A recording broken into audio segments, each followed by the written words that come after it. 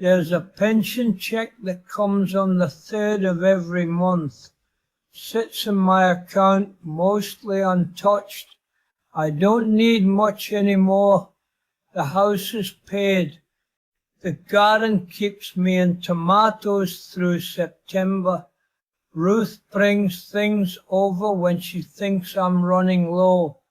I look at that number sometimes and think that's what it added up to.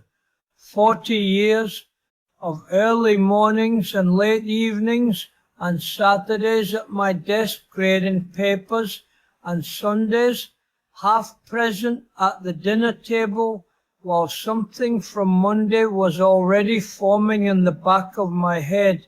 40 years of being the first car in the school parking lot and taking pride in that, quietly the way I took pride in most things without telling anyone, without even fully admitting it to myself.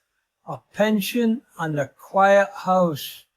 I'm not saying it wasn't worth it. I'm saying I can't remember right now, sitting here with my coffee going cold. I cannot locate the urgency. The thing that made it feel necessary to give so much of myself to something that has since moved on entirely without me. I retired 17 years ago. The school is still there. Different teachers, different principal, different everything. Nobody calls. The students I taught for decades are in their 40s and 50s now, living their own lives, and I am a name they might remember if pressed and might not. That's fine. That's how it should be. I understand that. What I don't understand is why I let that place have so much of me that my own kitchen felt like somewhere I was visiting. Maggie used to leave a plate for me on Saturdays, covered with a dish towel on the counter because she'd stopped expecting me for lunch and moved on with her afternoon. I'd come in around 2, uncover the plate, eat standing at the counter while looking over some paper or another. She'd be reading in the front room. We'd exchange a few words. I'd go back to my desk. That was a Saturday, a day that was supposed to be mine, ours. I chose the desk. Week after week, year after year, I chose the desk. Daniel was young through most of those years. He had a Saturday morning baseball phase, 8 or 9 years old. Games at the park 2 miles from here. I went when I could. When I couldn't, Maggie took him and he'd come home and tell me about it. And I'd listen with one part of my attention while the other part was already back in the classroom. He stopped telling me about games after a while, stopped expecting me there. I noticed and told myself the season would ease up, that I'd be more present soon. The season didn't ease up. There was always another season. Claire asked me once, she must have been 12 or 13, she asked me what my favorite part of teaching was. I gave her a full answer. Curriculum, the moment when a student finally understood something, the responsibility of shaping young minds. I talked for several minutes. She listened politely. What she was actually asking, I think, was whether I loved it more than I loved being home.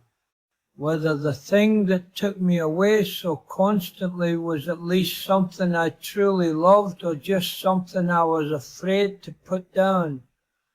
I didn't hear that question underneath her question. I heard the surface one and answered it thoroughly, and she nodded and went to find her mother. Here's the honest thing. I did love teaching. I want to say that clearly because it matters. I loved the subject, and I believed in the work, and there were days in that classroom that felt genuinely meaningful. That's real. I don't want to revise it into something it wasn't. But love for a thing can become a hiding place inside it. I think the work became somewhere I knew exactly who I was and what I was supposed to be doing. The classroom gave me structure and purpose and a clear measure of whether I was doing well. Home was harder. Home had feelings that didn't resolve neatly. Home had Maggie waiting for a version of me I didn't know how to be, and children who needed something I couldn't easily name or provide, so I stayed late. Came in on Saturdays, let the work expand into every available space because the work was manageable in a way that love wasn't.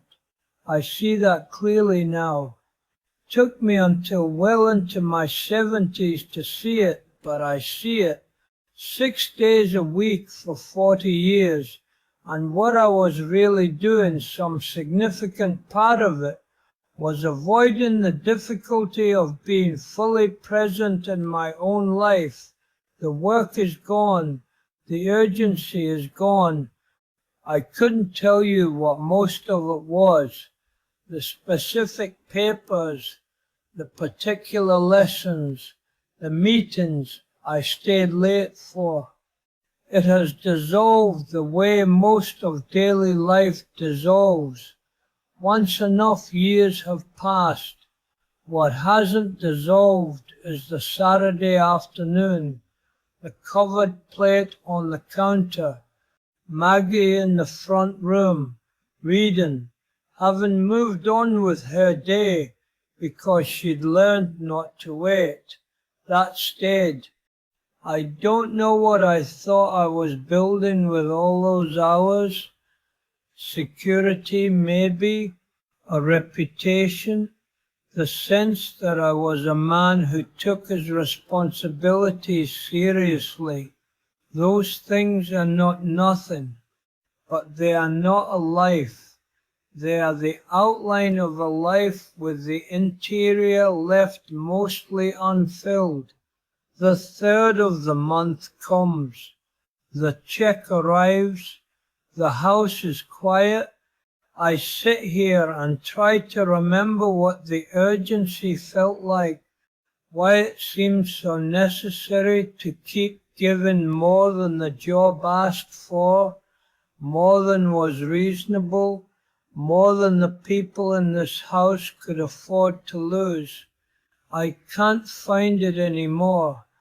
Maybe that's the most honest thing I can say about it, that I gave 40 years to something I can no longer locate a good reason for, and the things I gave less to, Maggie, Daniel, Claire, the Saturday mornings, the covered plates, the questions underneath the questions, those I can locate without any effort at all.